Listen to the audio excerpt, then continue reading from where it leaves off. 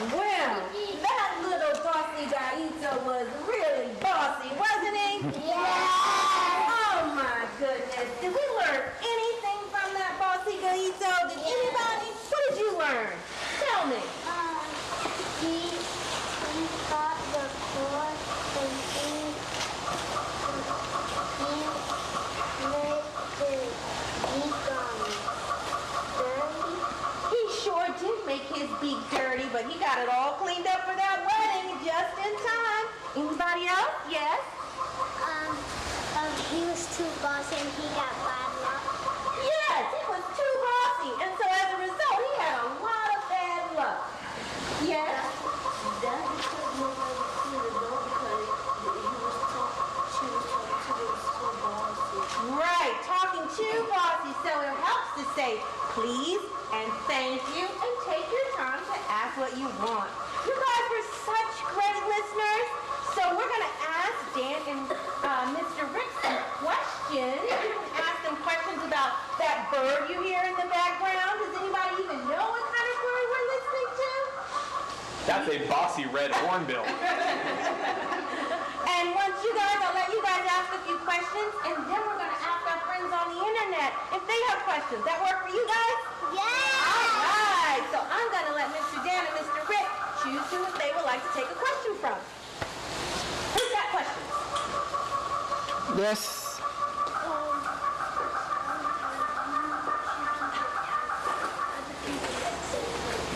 You got to talk up so we can hear you. We're competing with that bossy red bird back there. Some people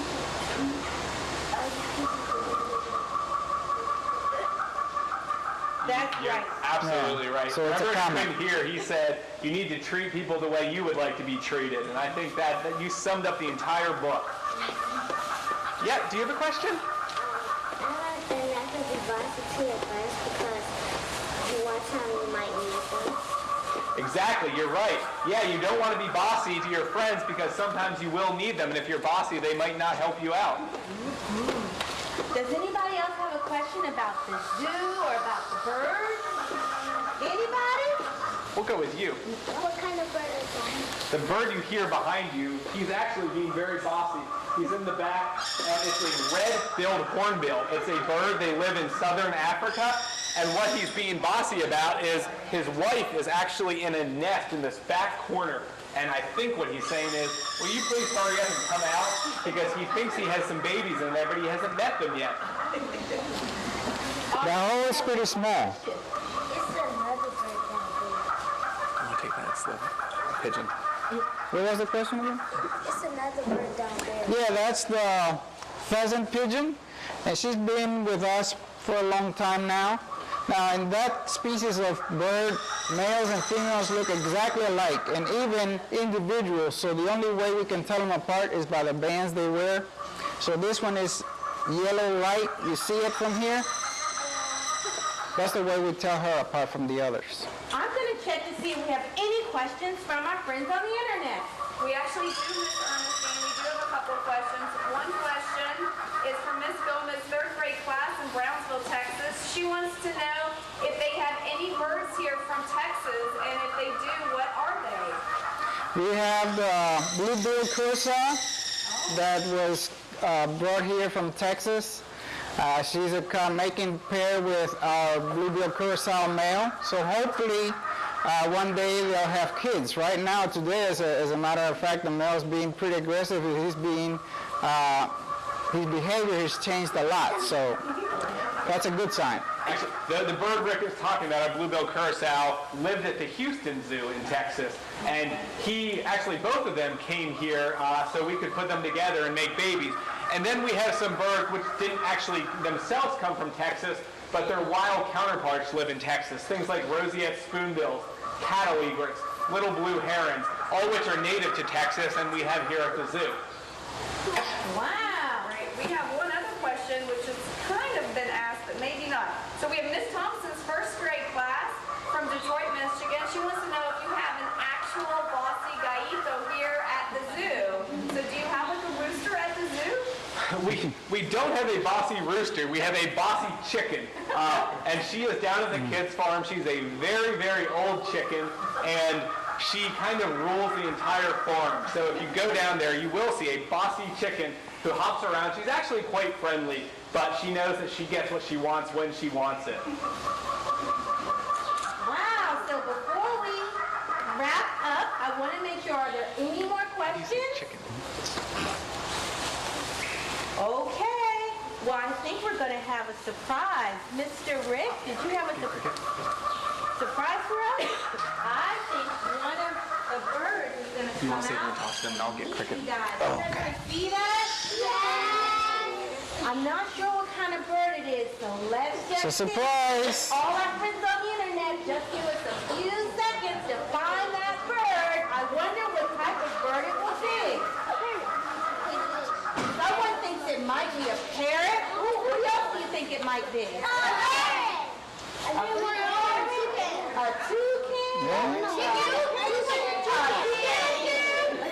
don't know what it could be. A woodpecker? I don't know. We shall see. A robin? I don't know. You guys are good guessers. We will know when you see it. A bluebell? There she is.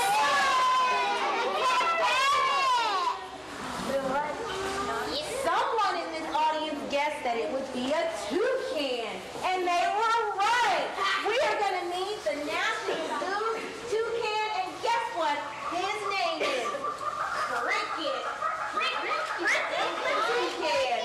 So guys, let me just give you a few very short ground rules about Cricket. Cricket is a bird that can fly. If she wants to, she can fly right off of her perch.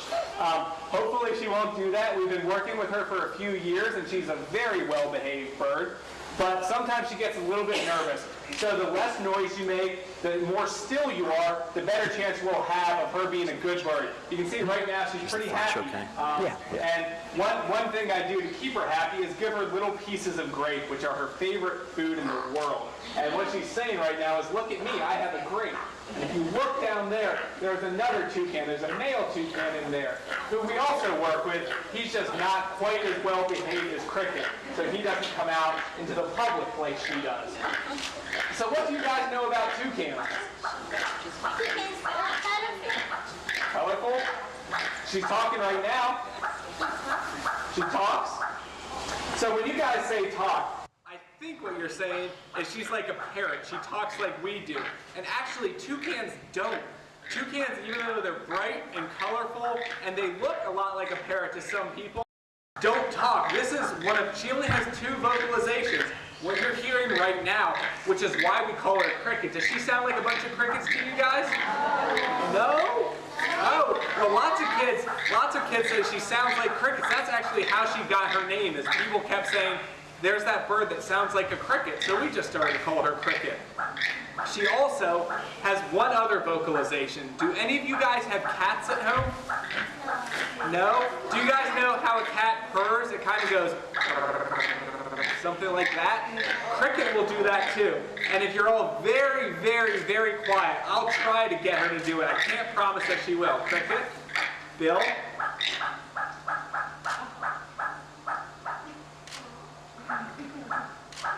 She did it very, very gently.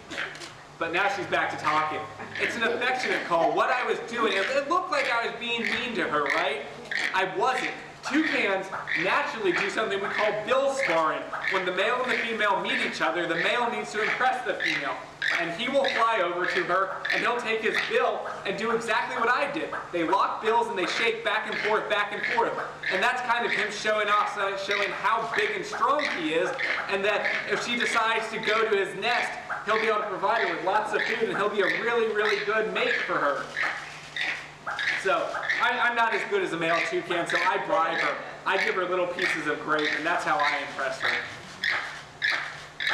Do you guys have any questions about toucans? No. No questions? You've got a question.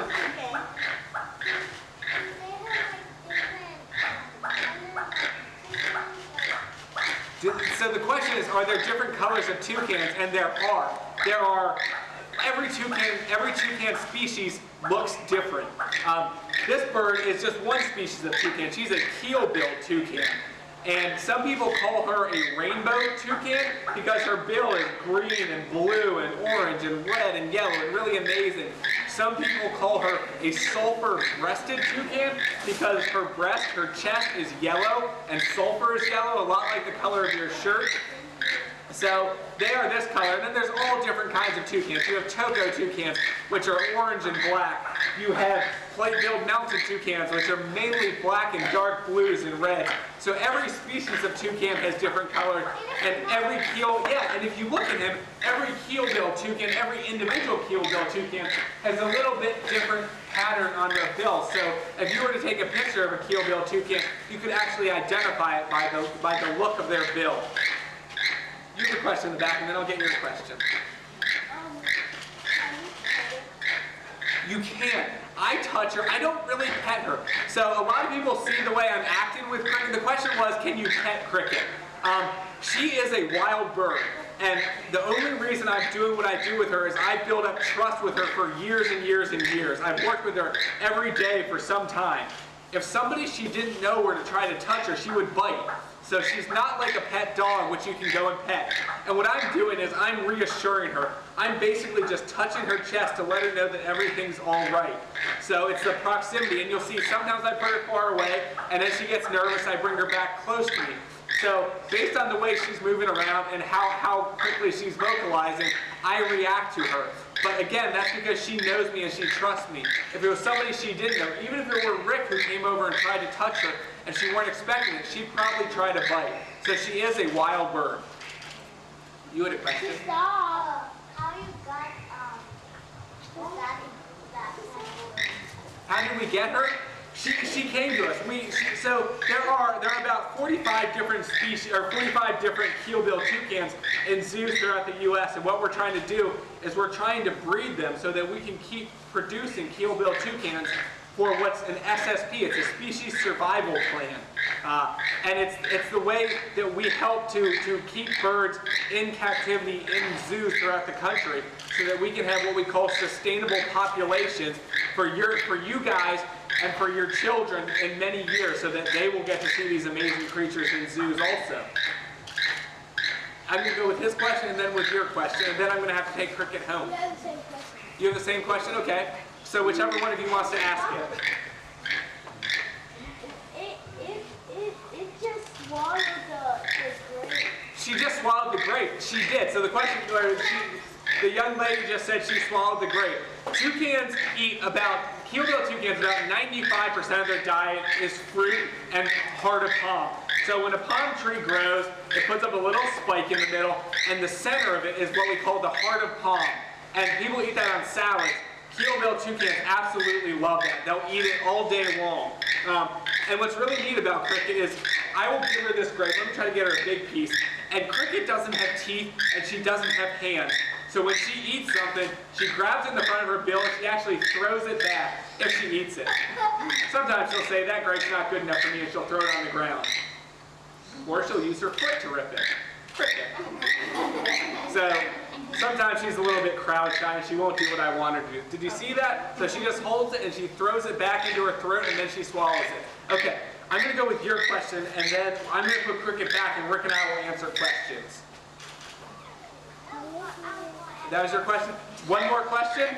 Can I go with him because he didn't ask a question, then I'll come back for yours. He didn't swallow it? Yeah, so I'm listening to her and I'm kind of watching her out of the corner of her eye, but I look on the ground and she's thrown a lot on the ground. So Cricket knows that when she's out here for a group of people, she's going to get as many grapes as she can eat. So she's not very picky. If the grape's not cut just perfectly for her, she's very picky and she'll say, no, I don't really want that grape. I'm going to wait for a better one. So let me give her this one. I think this is a perfect grape. Is this a perfect grape, Cricket?